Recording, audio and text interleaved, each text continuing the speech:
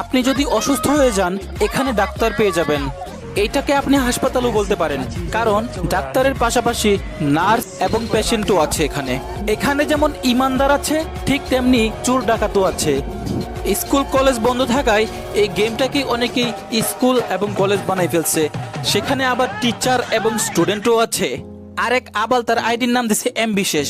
ভাই রে ভাই, এমবি না থাকলে মানুষ তার আইডির নামই দিয়ে দিবে এম বিশেষ। কোন দেশে বাস করি আমরা ভাই। এইবার এই আইডিটা দেখেন, আইডির নাম দিছে হিসি পাইছে।